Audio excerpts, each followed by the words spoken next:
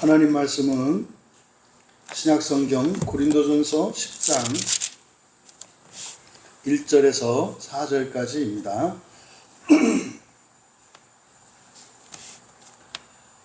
찾으신 분들은 한 목소리로 함께 읽겠습니다. 형제들아, 나는 너희가 알지 못하기를 원하지 아니하노니 우리 조상들이 다 구름 아래에 있고 바다 가운데로 지나며 모세에게 속하여 다 구름과 바다에서 세를 받고 다 같은 신령한 음식을 먹으며 다 같은 신령한 음료를 마셨으니 이는 그들을 따르는 신령한 반석으로부터 마셨음에 그 반석은 곧 그리스도시라. 아멘. 모두 다 같이 받은 구원이라는 제목으로 말씀의 은혜를 나누고자 합니다.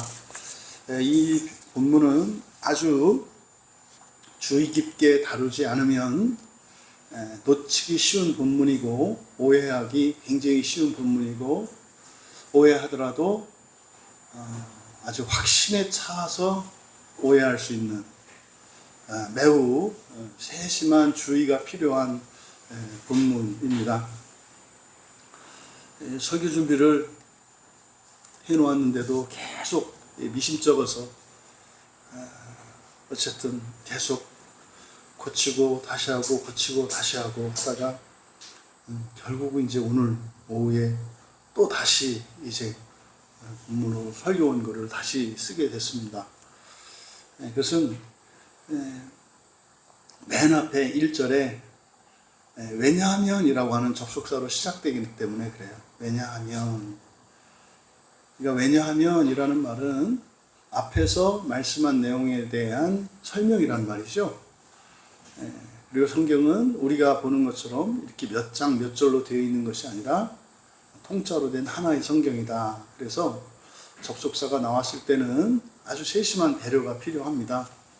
그런데 아주 이해하기가 좀 어렵게 되어 있어요. 왜냐하면 지금 우리말 성경을 가지고 더더군다나 기준으로 이렇게 보게 되면 바로 앞에 9장의 마지막 27절에 보면 내가 내 몸을 쳐 복종하게 함은 내가 남에게 전파한 후에 자신이 도리어 버림을 당할까 두려워함이로라. 이렇게 되어 있단 말이죠. 여기서 두려워한다는 말은 없다. 이것은 이미 첫번 설교에서 말씀을 드렸어요. 그래서 이것은 이렇게 살아가는 동안 예수님을 믿고 살아가는 사람들이 늘 두려워해야 된다. 이렇게 적용하기가 쉬운 본문이에요. 왜냐하면 바로 앞에 27절과 20 앞에 5절과 6절 내용을 보면 바울 사도께서 말씀한 게 뭐였습니까? 최고의 구원. 그 경기장에서 승리자의 면류관을 위해서 산다고 얘기를 했거든요. 그래서 자기 자신을요 쳐서 복싱시킨다. 이 눈 밑에를 그냥 때려가지고 멍들게 하는 거라 했지 않습니까? 그런데 이렇게 살아도 두려워해야 되는 거구나. 이렇게 이제 오해하기가 쉽단 말이죠. 그런데 9장 27절의 본문은 그런 내용이 아니다. 두려워한다라고 하는 그런 내용이 아니라 이것은 보다 자격 없게 되지 자격 없게 되려고 하지 않는다는 뜻이다. 그러니까 이것은 우리들이 복음을 전하고 또 우리들이 섬기고 하나님 말씀을 따라 살아가고 하는 것과 바로 구원에서 가장 좋은 부활, 첫째 부활과 관련했을 때는 자격이 있어야 한다고요. 이걸 잊으면 안 됩니다. 이걸 잊으면 안 돼요.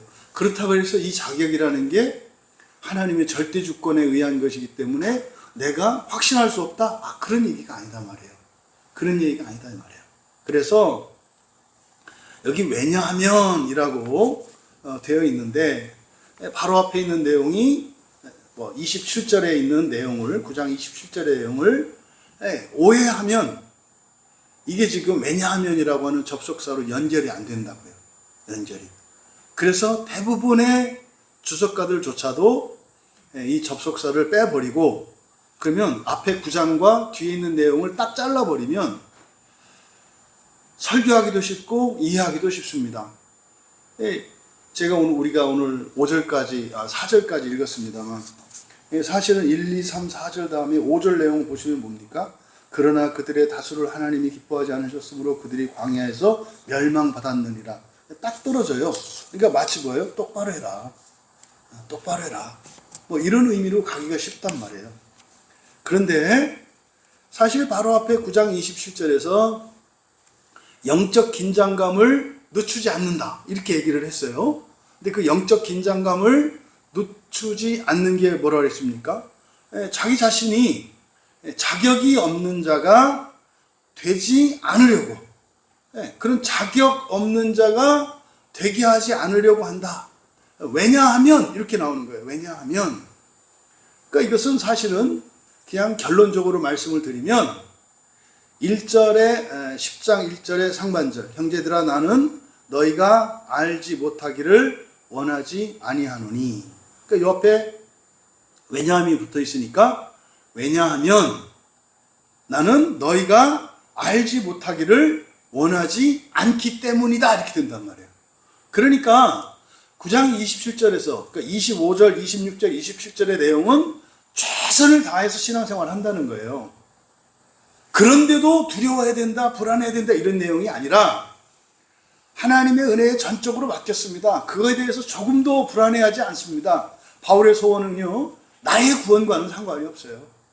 뭐예요? 아직 예수 그리스도의 참된 은혜를 모르는 사람들, 복음을 모르는 사람들, 그들에게 복음을 전하고 그들을 구원하는데 온 마음이 있지, 내가 이렇게 하다가 첫째 부활에 참여하지 못하면 이런 거 전혀 아니다 이 말이에요. 그것을 지금 10장 1절의 전반절에서 왜냐하면이라고 써놓은 거예요. 그래서 27절에서 이야기했던 자격 없게 되는 것, 내가 자격 없게 되지 않으려는 것, 이렇게 내 마치 자격이 없는 자가 될 수 있는 것처럼 말했잖아요. 27절에서. 근데 바울은 어떤 상태예요? 아니, 첫째 부활을 향해서 경기장에서 승리자의 면류관을 위해서 전력 질주한단 말이에요. 심지어 다른 사람들보다 앞서지 못했다 할지라도 면류관은 받을 수 있다 말씀을 드렸잖아요. 그러니까 불안해할 염려는 없단 말이에요. 그런데 끝에서는 어떻게 해요? 다시 한번 자격 없음에 대해서 얘기한단 말이에요. 그러함에도 불구하고 내가 자격 없는 자가 되지 않으려고 하는 거야. 왜냐하면 이렇게 되는 거예요. 이게 연결하기가 어렵습니다. 10장 1절의 맨 앞에가 뭡니까? 너희가 알지 못하기를 원하지 않기 때문이다. 그러니까요, 지금 이 상반절에 있는 이 내용은 사실은 바울은 무자격자가 되는 것을 자기의 신앙생활에 문제가 있거나 믿음에 문제가 있거나 무슨 여기서 찾는 게 아니라 무엇과 연결시키고 있어요? 너희들이 잊어버리는 거예요.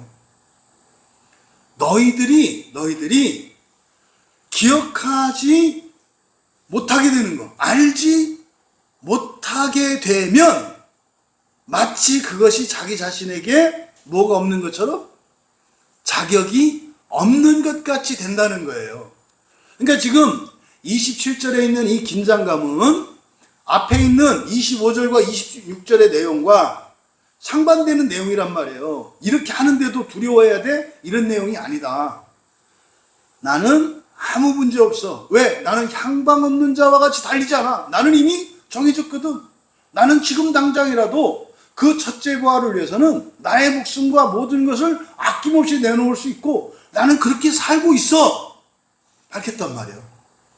그런데 자격과 관련해서 마치 자신이 무자격자가 되지 않을까봐 그렇게 되지 않기를 말했단 말이에요. 그 이유가 뭐다? 너희가 알지 못하게 되면, 바울의 생각은 뭡니까? 마치 고린도 교인들의 망각에 대한 염려 때문에 했던 말이라는 걸 설명하는 거예요. 내가 너희들은 첫째 부활에 참여하지 못하고 내가 첫째 부활에 참여한들 그게 나의 첫째 부활이겠느냐? 이게 바로 10절의 그 상반절의 맨 앞에 있는 내용이라는 겁니다. 그러니까 마치 바울 사도는 그렇게 말씀하는 거예요. 만약에 그들이 정말 첫째 부활의 은혜를 누리지 못한다면 나도 들어갈 수가 없어. 나도 너희들이 있는 데로 가서 너희들을 같이 데리고 나와야지 나 혼자 들어갈 수는 없어. 이러한 바울 사도의 의도를 우리가 읽어낼 수 있다 이 말이에요. 그러니까 너희가 이것을 알지 못하면 내가 자격이 없게 된다는 식으로 이야기를 하고 있는 거다. 그래서 이제 이들이 반드시 알아야 되는, 여기에 알지 못하기를 원하지 아니하노니 라고 하는 이런 이중부정의 이 표현은 바울 사도께서 강조할 때 즐겨 쓰는 그런 문장 형식이에요. 그러니까 이거는 아주 강조할 때 씁니다. 이중부정을. 그러니까 반드시 알아야 한다는 거죠. 그런데 그 네 가지 내용 말씀하기 전에 지금 앞에 상반절에서 자신의 자격에 대해서 논했는데 너희들이 이거를 잊어버리면 나도 자격 없는 자가 돼 함으로써 고린도 교인들의 사랑과 고린도 교인들의 형제에 호소하고 있는 거예요. 야, 너희들이 첫째 부활로 하나님 나라에 가지 못하고 지옥을 거쳐야 되는데 내가 어떻게 나는 너희들을 두고 가겠어? 그럴 수 없어. 너희들도 나를 위해서라도 지금처럼 살지 마라 라고 말씀하는 것이다 이 말이에요. 그래서 이제 뒤에 바울 사도께서 얘기한 반드시 기억해야 된다는 네 가지 사실들을 우리가 살펴보기 전에 주의할 사항은, 이건 단순히 예수님 처음 믿는 사람에게 교리를 공부하는 것처럼 이걸 배워라, 꼭 기억하고 있어라, 이런 수준 낮은 본문으로 이해하시면 안 돼요. 이 고린도 교회는 어떤 교회였습니까? 완전히 세속적으로 인간적으로 말하자면은 구약에 있는 욥과 같은 사람이에요. 사람으로 말하면. 그러니까 세속적이라는 게 나쁜 의미가 아니라 지상에 있는 교회로서는 다다를 수 있는 최고의 상태에 다다른 게 이 고린도 교회예요. 그러니까 이 고린도전서를 읽을 때 본문 말씀을 오해하게 되고 제대로 읽지 못하는 것이 뭐냐면 고린도 교회를 문제 있는 교회로 보는 순간 망하는 거예요. 고린도 교회는 이 세상에 있는 교회로는 더 이상 다다를 수 없는 교회. 이걸 한 개인으로 적용하자면 뭐예요? 모태신앙이고요.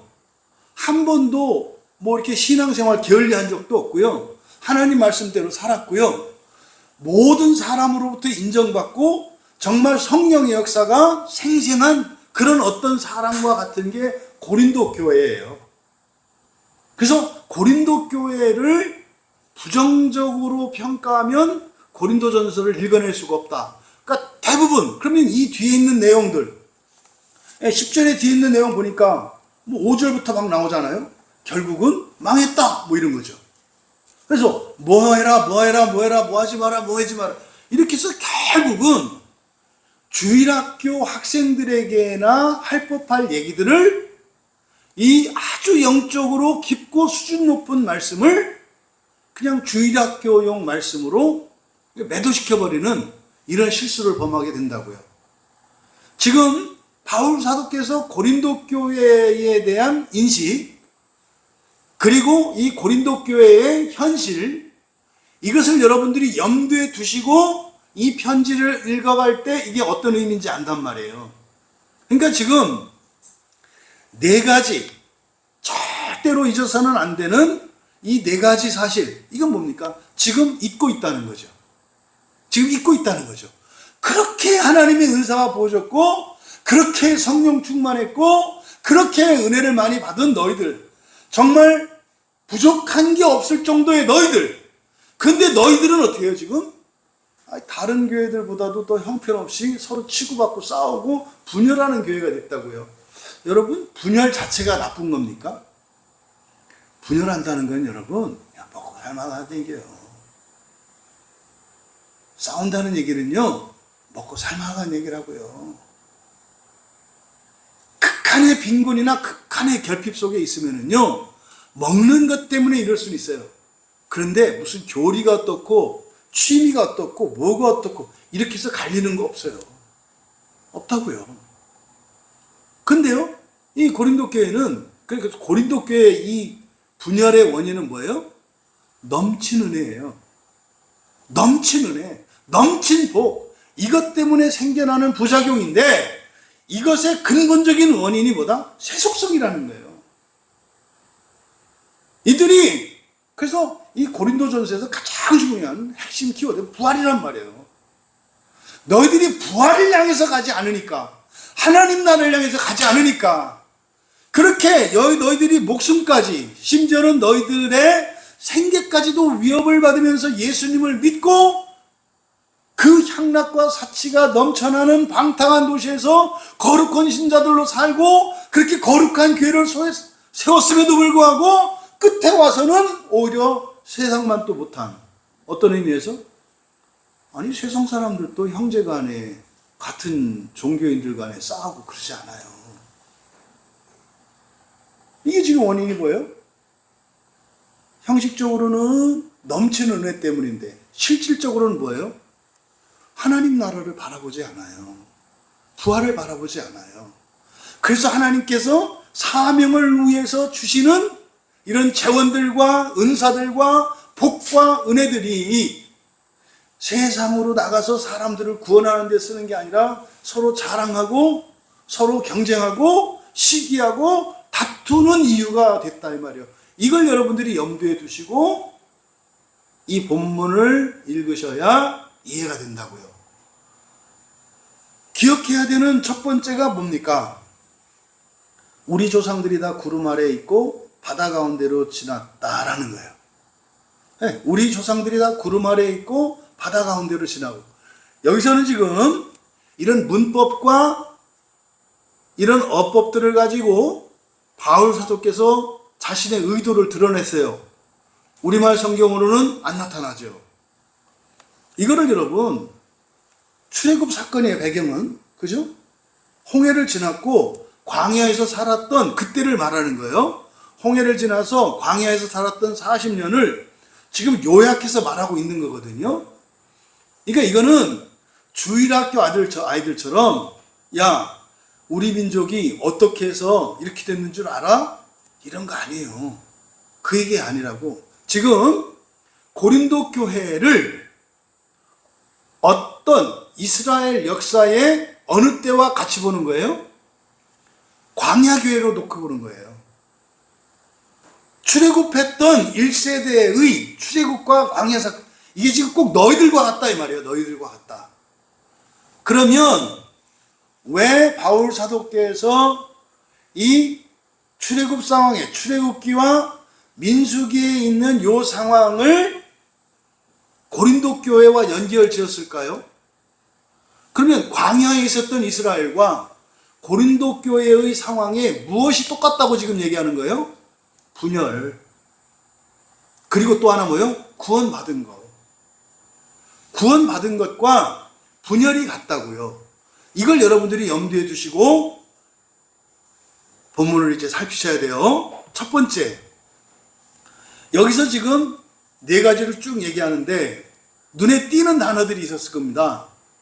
1절에 보니까 우리 조상들이 다 동그라미 치세요. 여러분, 다라고 하는 건 판테스, 모두예요. 모두, 예외 없이. 그죠? 모두, 다 이럴 때는 예외 없이라고 이해하셔라. 그냥 모두 그러면 우리에게는 그 의미가 잘 들어오지 않아요. 모두라는 말이 들어오면 항상 성경을 읽으실 때 예외 없이라고 읽으시라고.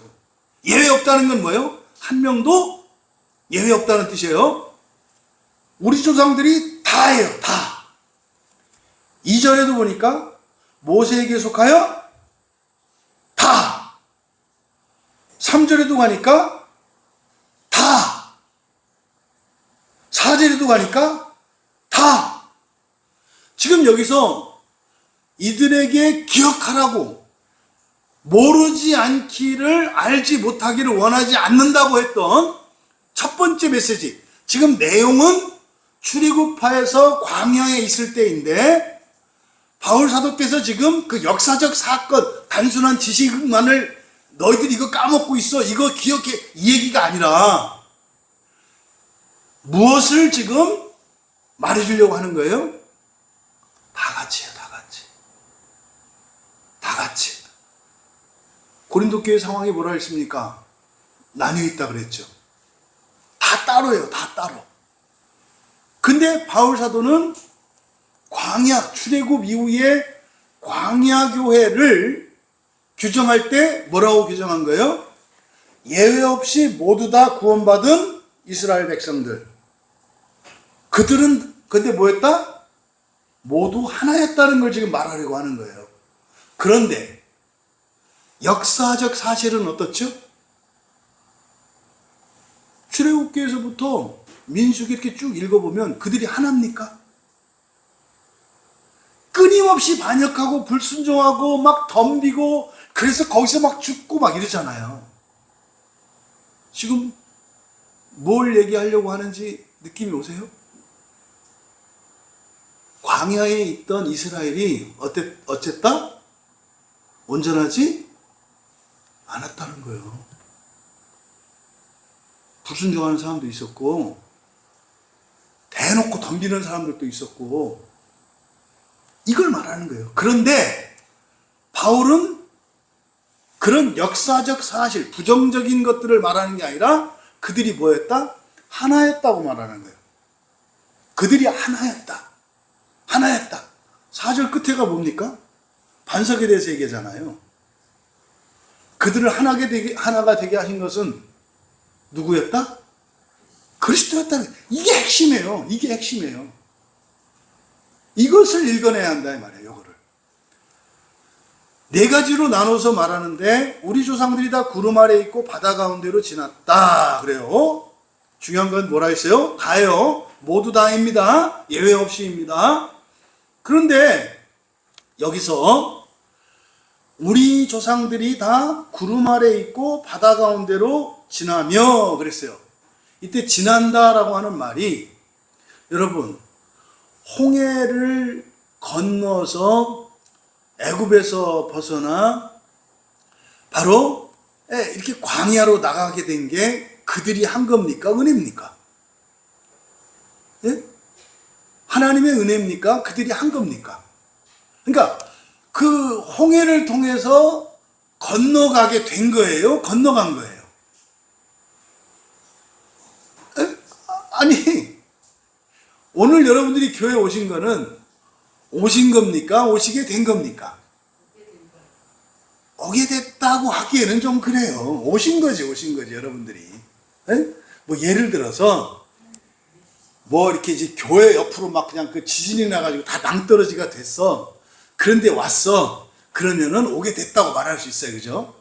근데 뭐 여러분 오늘 교회 오시는데 큰 어려움 없으셨잖아. 예, 여러분들이 싸워서 이기고 오신 거잖아요. 인정하시는 거예요. 뭐요? 바다 가운데로 지났다. 이게 말이 이렇지 웃기는 얘기예요.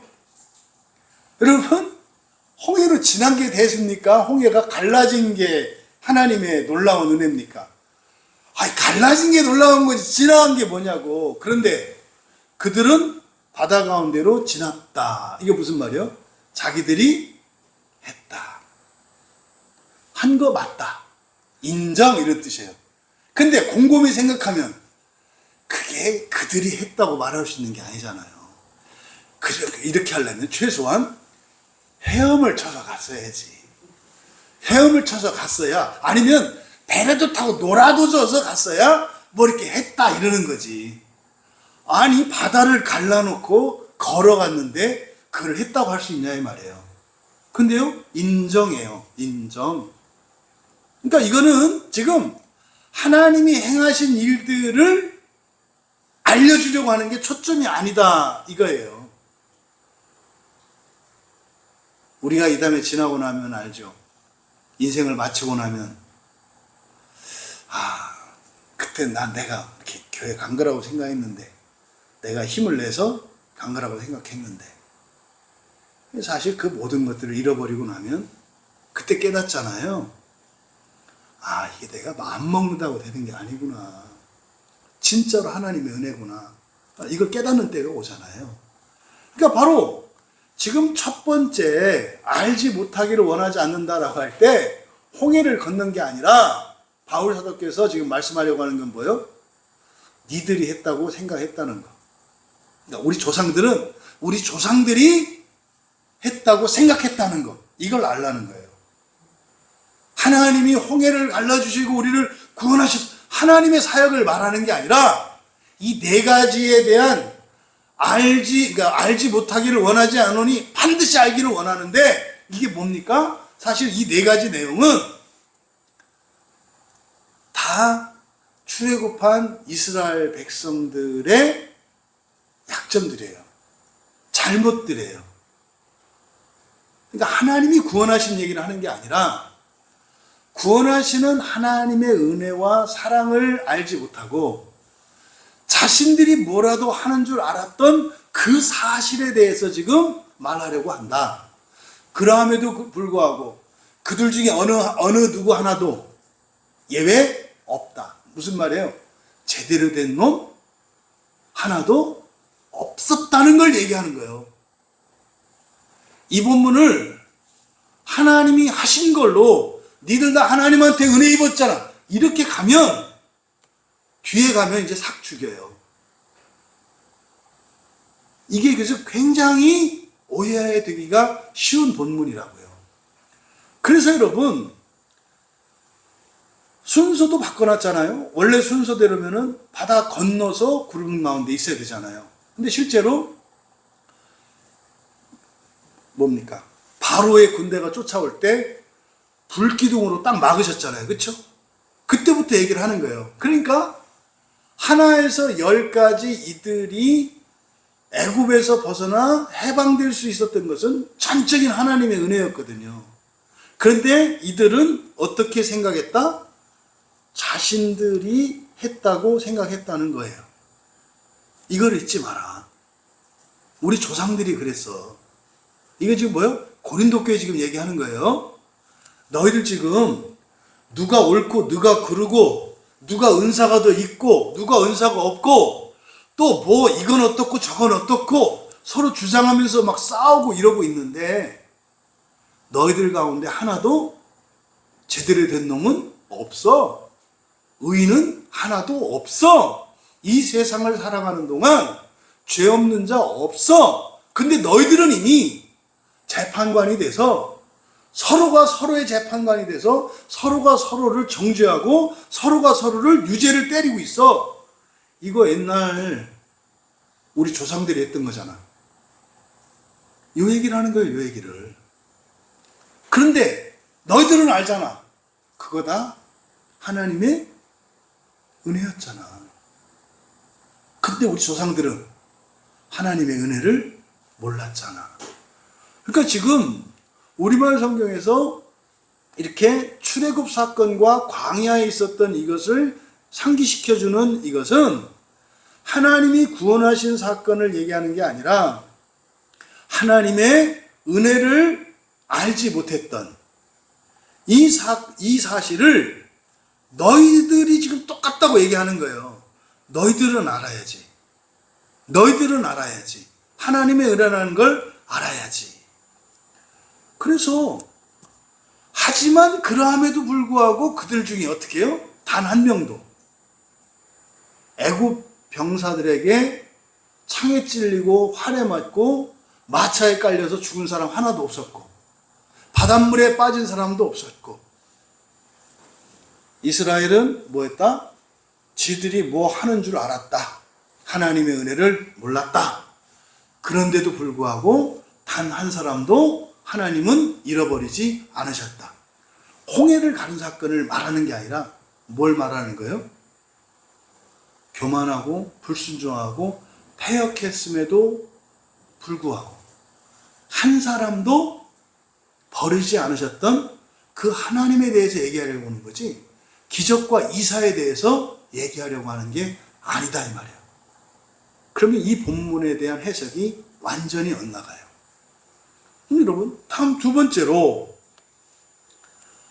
모세에게 속하여 다 구름과 바다에서 세례를 받고, 이 두 번째예요. 이제 여러분, 첫 번째 걸 설명을 드렸으니까 두 번째 거에서 이상한 게 뭔가 찾아보세요.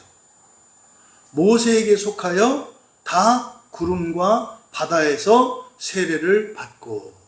이상한 거 없으신가요? 이상한 거 없으신가요? 모세에게 속하여요.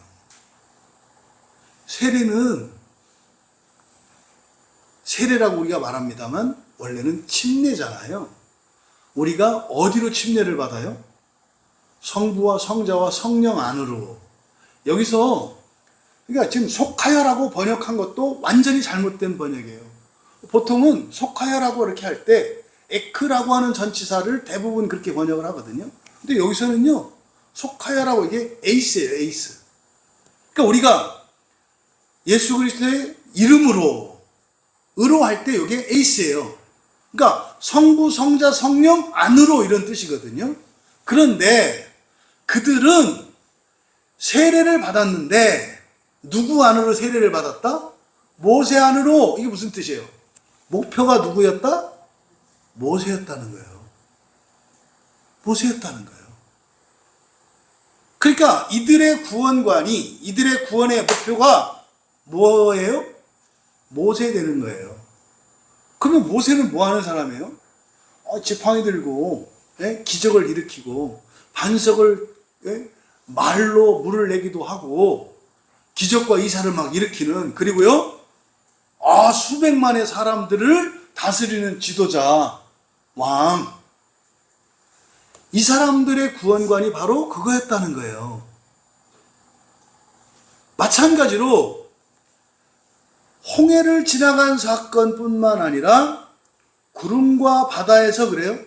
구름과 바다라는 게 뭐죠? 여기서 구름이라고 하는 의미는 뭡니까? 구름 기둥과 불 기둥을 말하는데, 보통 구름 기둥, 불 기둥을 말하는 게 뭐냐면, 성막이 세워지고 나면 성막에서 구름 기둥이 이렇게 생긴단 말이에요. 그래서 그 히로시마에 원자폭탄 터졌을 때처럼 구름 기둥이 성막 지붕으로부터 하늘로 이렇게 기둥이 생겨요. 구름 기둥이. 근데 이 기둥이 어떻게 해요? 버섯처럼 쫙 펼쳐져서 낮에는 그늘이 되어지고 밤에는 보일러가 되어져가지고 난방시설이 되어서, 그러니까 밤에는 벌게요. 낮에는 하얗고요. 이게 이스라엘이 광야에서 40년을 사는 동안에 그거거든요.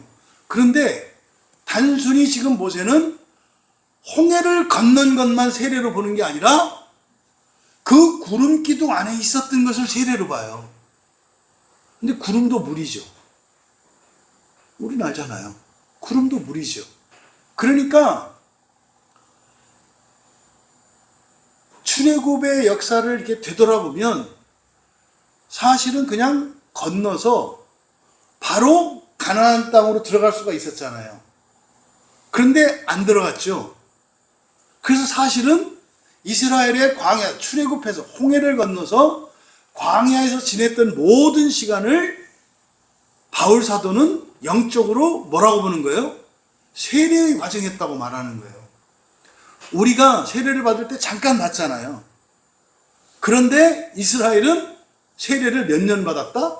40년을 세례받아. 이게 우리가 40년 물속에 들어가서, 우리는 괜찮겠네, 물 뿌리니까. 그것도 만만치 않아. 40년 동안 물 뿌리고 한번 있어 보라고. 응? 침례교 아닌 게 다행이네.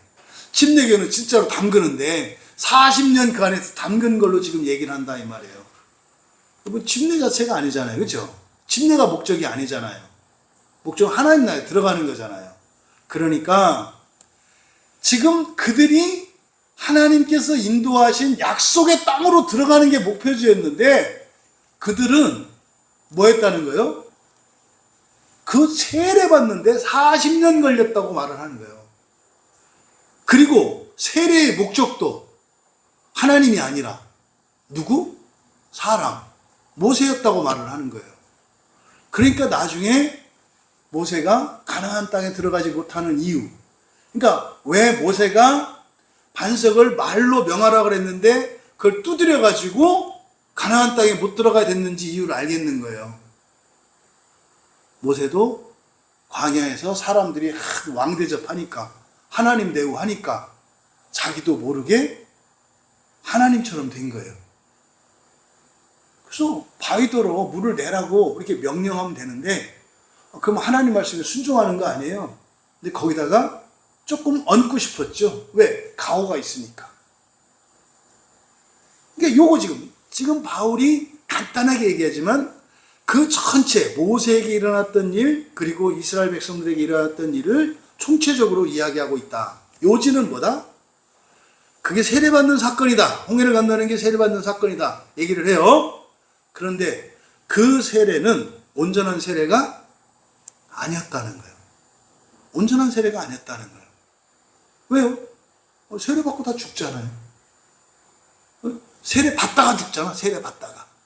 그러니까 구름과 물, 이렇게 구름과 바다에서 세례를 받았다고 그랬으니까 사실은 이들이 가나안 땅에 들어가는 게 이제 막 세례에 끝나는 거네.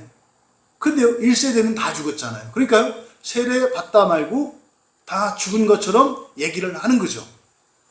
그러니까 여러분, 바로 이 두 번째, 이거는 베드로전서 3장 21절에서 베드로 사도가 세례는 구원의 표라고 한단 말이에요. 구원의 표. 그러니까 지금 그들이 홍해를 건너서 광야에서 지낸 것을 세례라고 지금 바울 사도께서 얘기했어요. 이거는 성령께서 가르쳐 주신 거잖아요. 하나님의 계시예요. 그러니까 그 사람들이 구원 받았어요? 안 받았어요?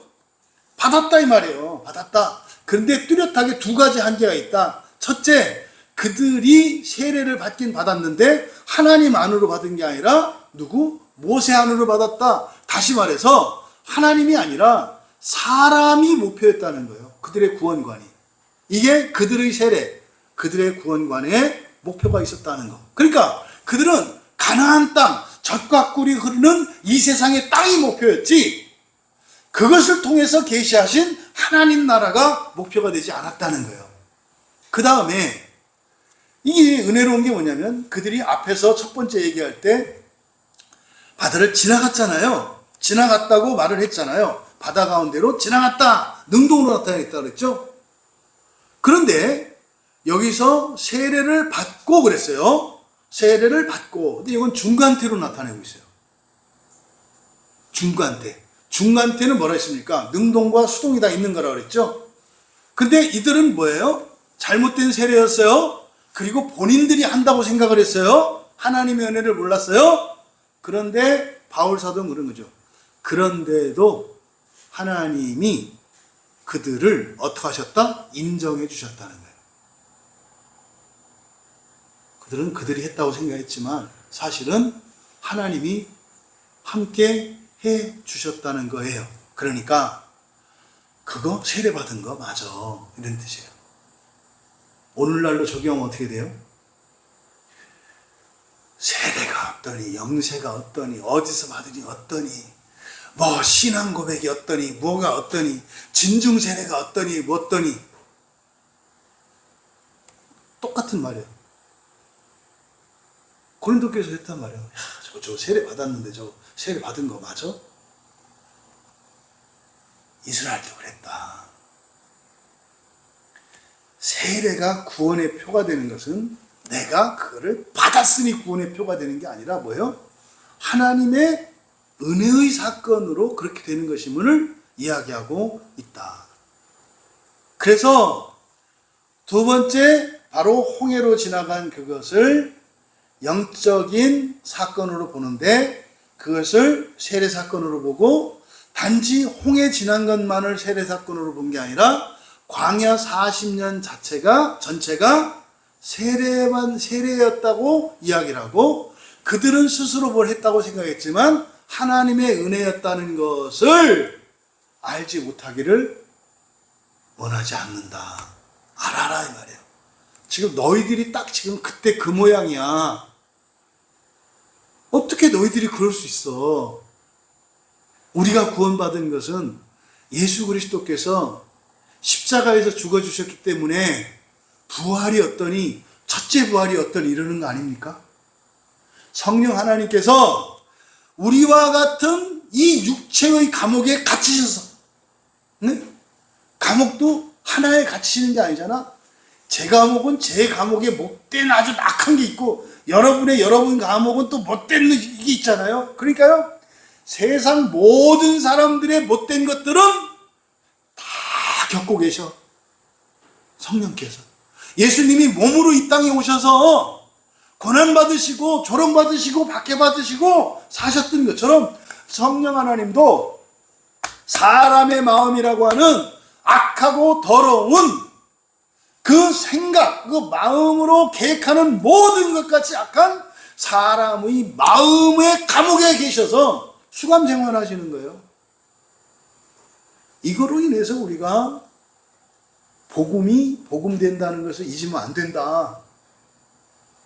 마음 기경을 하면은 선한 고난을 결정하고 살면 첫째, 이렇게 가면 안 된다. 니들이 선한 고난을 결단하고 산들, 마음 기경을 한들 똑바르고 제대로 된 거 하나도 없다. 이 얘기를 하는 거예요. 얘기를. 고린도 교회야, 잊지 마라. 잊지 마라. 너희들이 너희 된 것은 하나님의 전적인 은혜고 하나님의 사랑에 의해서 이렇게 된 거지. 네가 하나님을 잊어버리니까 다른 사람들보다는 좀 거룩하고 좀 다르니까 뭔 줄 된 걸로 착각하는데, 광야에 너희 조상들, 그 광야에 있었던 이스라엘, 그 사건을 이해하라는 거예요. 이건 지금 뭡니까? 구약의 출애굽기 이하의 모세오경의 이 사건에 대한 재해석이에요.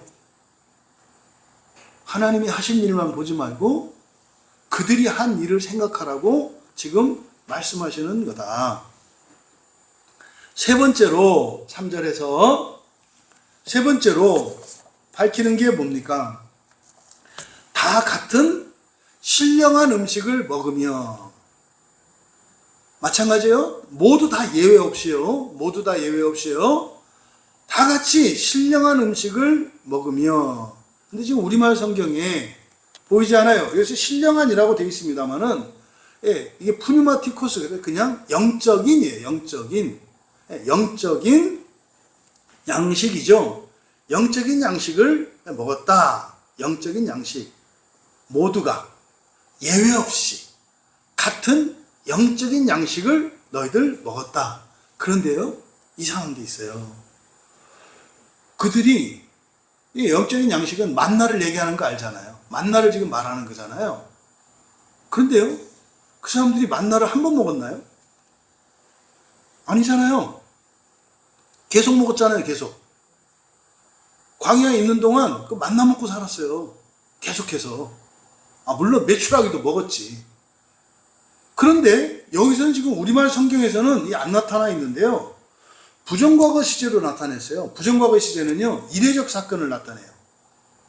한 번 그랬던 걸 나타낸다고요. 한 번. 그러니까 지금 우리말 성경으로 이게 안 나와 있지만 그런 거죠. 이거를 이제 그 헬라어의 의미를 살려서 이거를 번역을 한다면 예외 없이 모두 같은 영적인 음식을 한 번 먹었으면 이렇게 얘기를 하는 거예요. 그런 의미예요. 그럼 어떻게 돼요?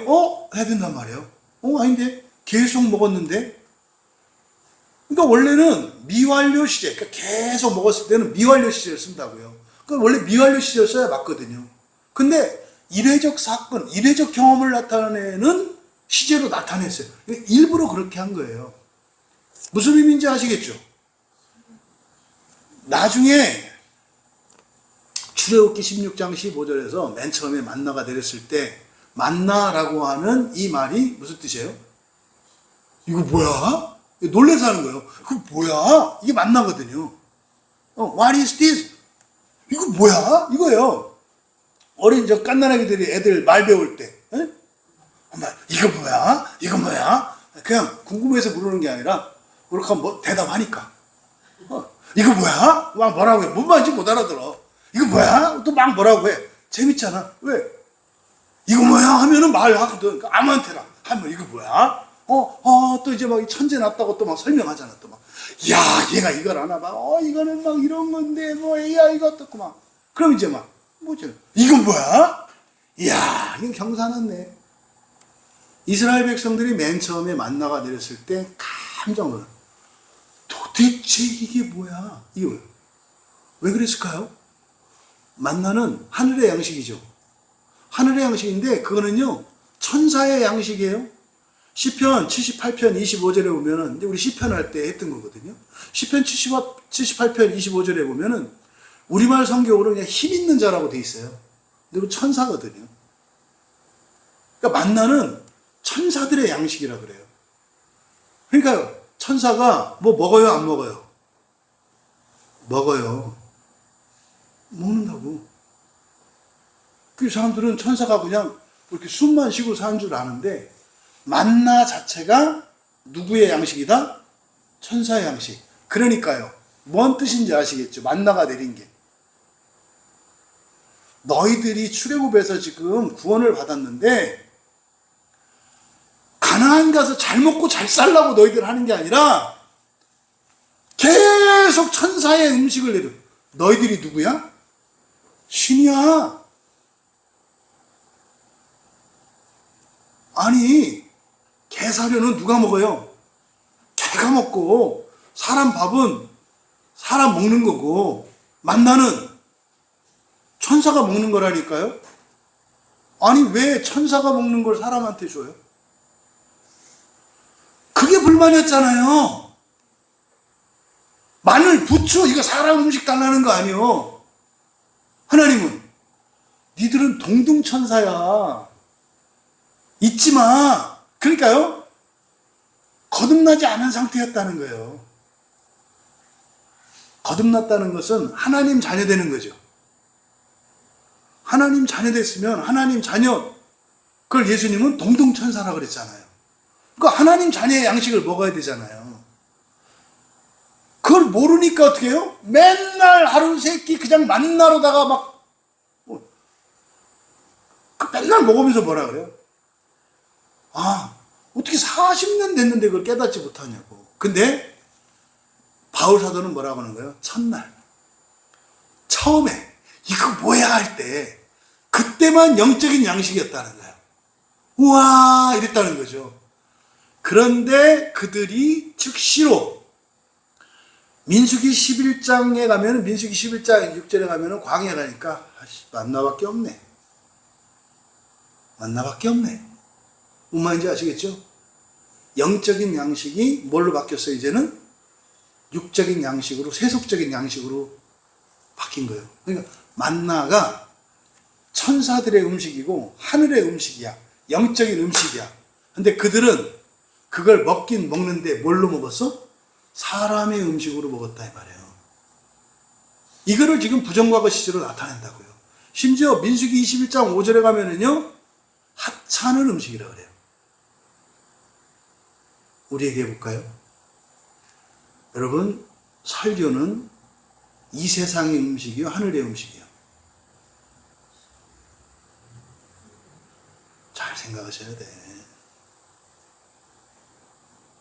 설교 길다고 뭐라고 하는 거나 하나도 안 틀려요, 진짜로.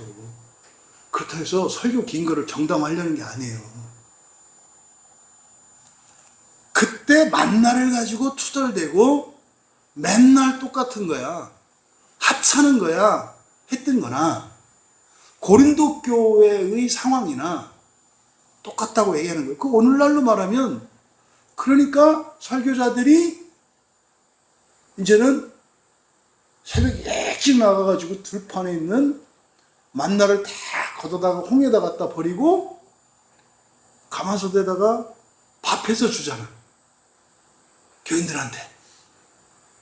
얼마나 힘들겠어. 얼마나 애쓰겠어요, 이 시대 목사님들이. 뭐 하느라고? 세상에 밥해서 먹이느라고.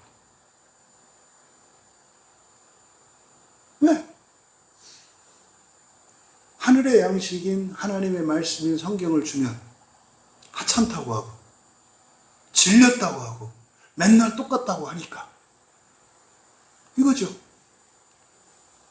다행히 모세는 밥은 안 했어. 이 얘기를 지금 하시는 거다. 여러분, 바로 고린도 교회가 어떻다는 겁니까? 맨 처음에 예수님을 믿고 성령의 역사도 경험했고 은사체험도 했고 설교를 들을 때 막 진짜 송이꿀처럼 달고 야, 이거는 사람의 지혜가 아니다. 어떻게 이러냐. 이럴 때가 있었죠. 이제는 뭐예요? 또 다 안다 이거지. 실증 난다 이거지. 이제는 뭐예요? 딴 것 좀 먹자 이거지. 죄송하지만 목사님들이 그때부터 뭐 하기 시작하는 거예요? 냅다 책 읽고 책 요약해서 얘기하는 거예요. 이제. 성경 한 구절 읽고 어떤 감동적인 예화들이나 어떤 책이나. 왜? 맨날 불평되니까. 투덜대니까. 지금 고린도 교회 상황과 우리들의 상황이 그렇게 다르지 않다는 거. 그래서 우리가 알아야 되는 게 뭡니까? 아, 영적인 양식이라는 게 계속해서 은혜를 받는 게 굉장히 어려운 거구나. 여러분들이 설교를 통해서 지속적으로 은혜를 받는다는 것은 굉장히 특별한 거구나. 사실은 그걸 보면은 그것만 봐도 가나안 땅 들어갈 사람이구나를 알 수 있죠. 네. 아니 영적인 양식을 먹으니까 그건 뭐야? 자기가 동등천사라는 거지 뭐. 이걸 나타내는 거예요. 아 싫어. 아 밥만 줘. 뭐 이런. 아니죠. 마지막 네 번째가 신령한 음료, 영정한 음료라고 그랬어요. 이거 뭔지 아시잖아요? 광야에서 그들이 먹고 마셨던 물은 반석에서 나온 물이에요. 반석에서 나온 물. 그러니까 반석 바위는 뭐라고 그랬습니까? 물이 없다라는 뜻이에요. 물 없는 것 이런 뜻이잖아요. 바위는. 네. 수분이 하나도 없는 것 이런 거잖아요. 그러니까 모래면은 겉에 조금이라도 있을 수 있어요. 근데 물 없는 것들이 달라붙었으니까 물 0인 상태거든요. 그런데 그 반석에서 나오는 물을 먹었어요. 그러니까 이거를 영적인 음료라고 그래요. 영적인 음료. 그런데 앞에서 영적인 음식은 부정과거 시제로 한 번 먹었다 그래요. 근데 영적인 음료, 반석을 터뜨리고 나왔던 그 물은 미완료 시제를 써요. 그러니까 이건 뭐예요? 지속적으로 먹었다는 거예요. 그러니까 이런 거죠. 밥은 처음에 한번 영적인 음식을 먹고 그 다음부터는 만나도 그냥 세속적인 음식으로 먹었어. 그러니까 하찮아 보였어. 근데 그나마 뭐예요? 음료는, 물은 영적인 음료를 계속 먹었대. 근데 사실은 뭐예요? 이 세상에서 먹는 음식은 육체를 위합니까? 우리의 영을 위합니까? 육체를 위해요. 그러니까 음식을 먹은 것, 그러니까 밥을 먹은 거는 한 번 먹었느냐 안 먹었느냐가 중요하다 이거예요. 근데 물은요, 이거 생명이죠, 물 자체가. 근데 그들이 물은 계속 마셨다. 이건 뭡니까? 영적인 양식도 제대로 못 먹고 이거를 세속화시켜서 세상의 음식으로 바꿔버렸어. 하자가 있다 이 말이에요. 잘못했다 이 말이에요. 그런데도 불구하고 이들은 그들의 구원이 취소되지 않는 이유는 뭐다? 영적인 음료를 지속적으로 마셨기 때문이라고 이야기를 하는 거예요. 그러면요, 이 사람들이 살았습니까? 죽었습니까? 살아있다는 뜻이에요. 그런데 거기서 끝나는 게 아니라 그럼 이 사람들이 물은 그러면 투덜대지 않고 먹었는가? 뭐 그럴 가능성이 많아요.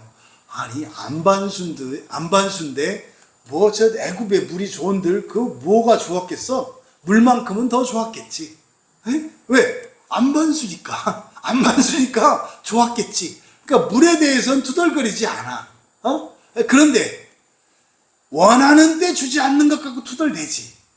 하지만 마신 거는 영적인 생명수를 마셔서 어쨌든 이들이 그 구원을 유지했다는 거예요. 그런데 어떻게 그 영적인 음료를 마시게 됐느냐? 중요한 게 바로 뒤죠. 이는 그들을 따르는 신령한 반석으로부터. 이상한 표현이에요. 반석이 어떻게 했다고요? 따라다녔다고 그래요. 유대 랍비들은 그래서 이 본문을 해석을 할 때 터트렸던 그 물 있죠, 바위 있잖아요. 네? 이 페트라가 이스라엘이 움직일 때마다 아침에 보면은 반석이 옆에 있었다는 거예요. 근데 성경적 근거가 여기에요. 구약에는 그렇게 나와 있지 않아요. 근데 지금 바울이 그렇게 말씀하고 있어요. 반석이 어떻게 했다? 팔로잉, 따라왔다는 거예요. 그러니까 구름 기둥이 딱 일어나면 이들이 장막을 다 거두고 이동을 하잖아요. 그래서 그 바위를 뭐 챙기겠어요? 그 말도 안 되는 소리지. 근데 가고 아침에 눈 뜨면은 어디 있어? 항상 그 자리에 뭐가 있었다는 거예요? 그 반석이 있었다고 지금 바울은 해석하는 거예요. 그러니까 이거는 에이 말도 안 되는 소리. 근데 그렇게 써 있잖아요. 여러분 성경이 하나님의 계시인 걸 믿으십니까? 그거 써 있으니까 그런 거네. 그러니까 아하 이스라엘이 움직일 때마다 급수차가 계속 따라다녔구나. 근데 그 급수차는 뭐예요? 갈라진 바위였다고. 계속 거기에서 이 생명수가 나왔다고 지금 설명을 하는 거예요. 그래서 그들이 물을 마실 수 있었던 거는 바위까지 가서 물을 떠온 게 아니라 어떻게 했다? 바위가 따라다녔다. 그런데 그 반석이 누구냐? 바로 그리스도다. 이게 이제 뒤에 있는 내용이니까 반석은 바위 자체를 말하는 게 아니라 사실은 누구에 대한 은유예요? 그리스도에 대한. 그러니까 바위가 진짜로 따라다닌 게 아니라 그들이 광야에서 물이 필요할 때 샘들을 발견하고 했는데 그게 누가 주신 거다? 예수님이 주셨다는 거예요. 그러니까 이거를 따라다녔다고 뭐 우겨도 할 말은 없어. 이렇게 써 있으니까. 그런데 그냥 뒤에서 뭐라 그랬어요? 그 반석은 뭐다? 그리스도다. 그랬으니까 물을 나온 게 반석이고, 다시 말해서 그들이 물을 마셨던 것은 생명의 원천을 말하는데, 조회의 생명을 받은 것을 말하는데, 그것은 누구의 은혜였다? 그리스도의 은혜였다라고 말씀하시는 거다 이 말이에요. 페트라라고 그랬죠? 베드로하고 반석. 베드로는 페트로스라고 그랬죠? 페트로스는 돌멩이, 페트라는 반석. 그래서 요거는 여러분들이 항상 기억하고 계셔야 돼요. 그러니까 마찬가지로 네 번째도 뭡니까? 그나마 이들이 영적인 음료를 마시긴 마셨는데 그것도 그들이 마시려고 마신 게 아니라 예수님이 오셔서 주셔서 마신 거다라고 말씀하는 거다 이 말이에요.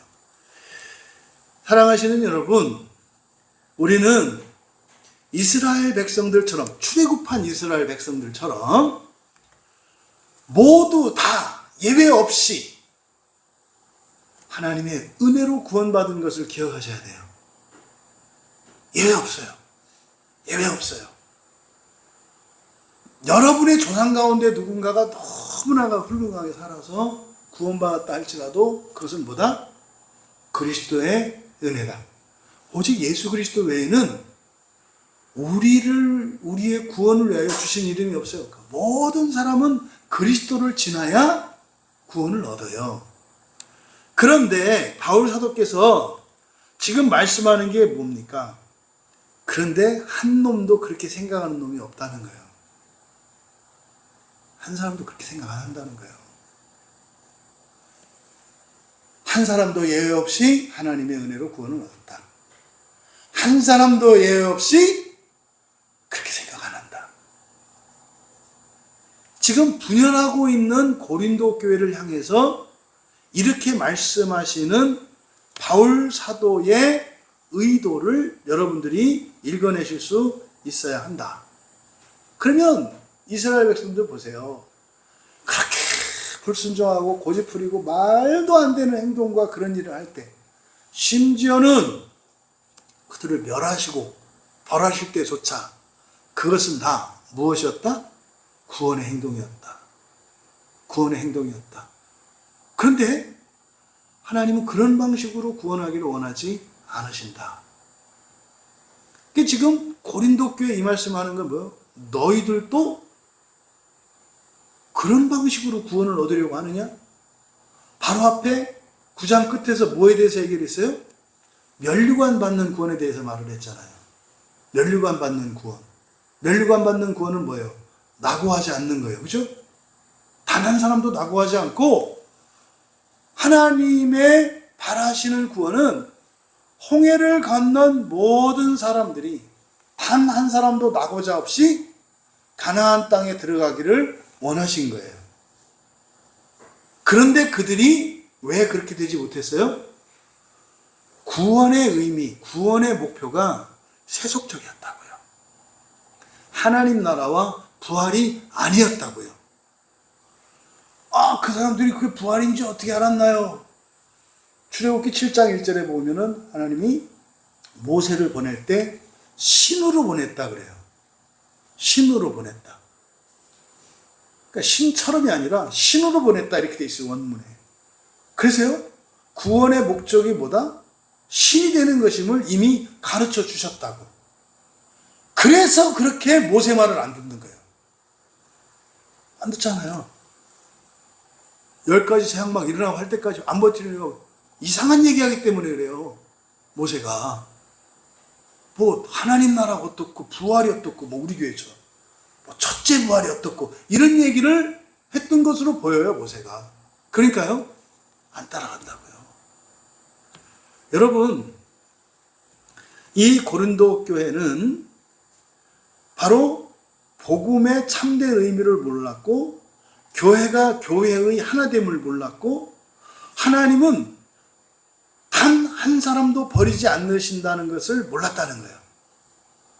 그래서 지금 바울 사도는 하나님이 행하신 놀라운 이적과 권능, 그런 구원하신 은혜가 아니라 어떤 은혜? 그렇게 난장을 펴도 포기하지 않으시고 끝까지 믿어주시고 끝까지 참아주시고 끝까지 기회를 주셨던 하나님을 이야기하려고 하는 거예요. 왜요?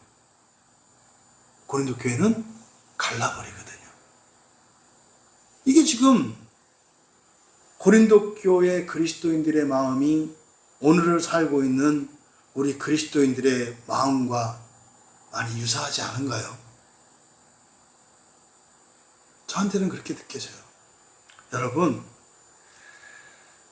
고린도 교회에 모르지 않기를 원한다. 그러니까 반드시 알기를 원한다. 반드시 알기를 원한다. 이렇게 외친 이유, 그리고 그 말씀의 의미를 우리 가슴에 새길 수 있기를 바랍니다. 구원의 은혜를 사람의 됨됨이나 사람의 자격이나 헌신이나 또 그의 과거나 그의 현재 어떤 행실이나 이런 것과 대체하려고 하는 생각은 매우 잘못됐다는 거예요. 지금 당장이라도 천하의 말종과 같은 사람도 바꾸실 수 있다는 거 잘 알지 않으시나요? 근데 우리는 어떻게 보느냐 이 말이에요. 잘하던 사람도 한번 실수하거나 잘못하면 그거 하나로 확 베어버리는, 그래서 어떤 의견이 좀 다른 것 하나 가지고 진짜 가짜를 나누고, 특히 우리 지금 우리 한국교회, 이게 딱 고린도 교회 상황이에요. 2단이 어떻고 3단이 어떻고, 아니얼말로 그 사람들보다 모든 면에서 다 우월한 사람이 얘기를 하면 뭐 그나마 그것도 잘못된 거지만 훨씬 못한 사람들이 훨씬 나은 사람들의 흡을 하나 잡아가지고 2단 3단 하는 이런 일들은 이게 바로 고린도 교회에 일어났던 일입니다. 하나님은요, 한 사람도 예외 없이 모두 다 믿어주시고 소망하시고 사랑하신대요. 끝까지 기다리셨대요. 죽여서라도, 광야에서 죽여서라도 반드시 구원하셨대요. 지금 서로 분열하고 있는, 미워하고 시기하고 다투고 있는 고린도 교회를 향해서 주시는 이 말씀의 의미가 우리들에게 정말 우리를 끝까지 포기하지 않으시고 뒤따라오시는 그 그리스도의 은혜를 기억하면서 낙심하거나 절망하거나 두려워하지 마시고, 또 잊지 말 것은 뭐예요? 미워하지 마시고 외로워하지 마시고 수치스러워하지 마시고, 우리의 우리됨은 그리스도의 은혜니까. 그런 근본 감정을 느낄 때조차도 주님 앞으로 담대히 나아갈 수 있는 우리 모두가 되기를 바랍니다. 그래서 우리가 이 영적 긴장감을 놓지 말아야 되는 게 뭐다? 바로 교회의 다른 지체들이 알지 못할까. 나만, 나의 첫째 부활만이 아니라 모두 함께 가야 하니까 그들이 첫째 부활에 참여하지 못할까 봐, 그것 때문에 저들을 두고 내가 어떻게 갑니까 하는 이 마음을 드러낸 것이 이 본문이라고 하는 것을 여러분들이 기억하시고, 주님의 손을 잡으신 여러분, 다른 한편에 여러분의 손은 다른 누군가를 붙들기를 바랍니다.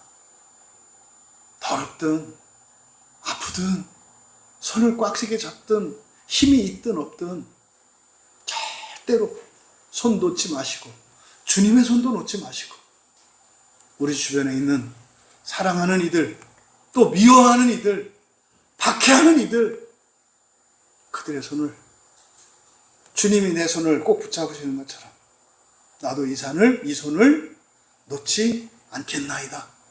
그래서 모두 다 같이 받는 구원인 것을 기억하고, 나에게 구원의 이유가 없는 것처럼 다른 이들에게도 구원받을 이유가 하나도 없고 원래가 자격이 없는 것임을 잊지 않고, 이러저러한 핑계로 손을 놓으려고 하는 이것이 얼마나 미련하고 악하고 잘못된 것인지를 깨닫고, 내가 주님이 내 손을 절대로 놓지 않으시는 것처럼 나도 다른 이들의 손을 잡아 모두 구원하시는 하나님의 구원을 위하여 사겠습니다 결단할 수 있는 우리 모두가 되시기를 주님의 이름으로 축원합니다. 우리 말씀을 생각하며 함께 기도합시다. 보통 우리가 출애굽 사건을 이야기할 때 하나님의 입장만 많이 생각을 해요. 하나님이 하신 일. 그런데 그때 우리가 기억하는, 우리들이 많이 생각하는 하나님의 은혜는 사실은 이런 이적과 기사로서 했던 그런 은혜만 생각을 하는데, 뭐예요? 그렇게 끝까지 고집불통이고 불순종하고 그렇게 교만하고 그렇게 구원을 싫어하는 그들에게 베푸셨던 그 은혜를 바울 사도는 오늘 우리에게 잊지 말고 반드시 기억하라고 합니다. 그래서 그 마음을 우리도 가지라고 말씀해요. 결국 이것은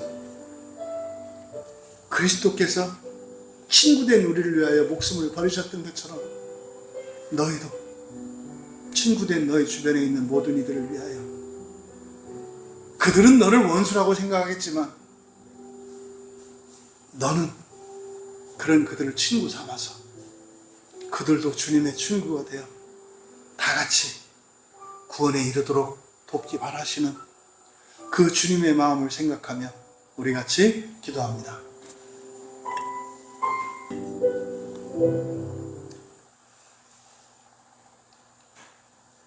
살아계시는 하나님, 그저 표면적으로만 읽어내는 성경이거나 그저 역사적 사실로서의 사건의 기록인 성경이 아니라, 성경의 사건도 때에 따라 주시는 말씀 속에 그 깊은 의미가 다른 것을 또한 깨닫게 하시니 참으로 감사합니다. 출애굽과 광야의 시대에 영적인 해석을 바울 사도를 통하여 가르쳐 주셨건만 2000년이 지난 지금까지도 출애굽하였던 1세대의 교회와 신앙을 넘지 못하는 것 같은 이 시대의 저희들을 보게 되며 성령 하나님의 은혜가 아니고서는 구원에 이를 수 없고 소망이 없는 자들인 것을 다시 한번 깨닫게 됩니다. 그러함에도 깨어나 하나님의 마음을 전하는 교회가 있기를 바라시는 그 하나님의 뜻을 깨닫고 하나님의 마음을 시원케 해드리는 교회가 되기를 원하오니 우리 광야교회에 속한 성도들, 이 세상에 속한 구원이 아니라 하나님 나라와 부활의 영광을 위하여 그토록 하나님께서 원하셨던 그 거룩한 첫째 부활의 복음으로 이 시대와 온 세상을 섬기는, 그래서 하나님을 기쁘시게 해드리는 우리 광야의 모든 교인들 다 되게 하옵소서. 감사하며 예수님의 이름으로 기도하옵나이다.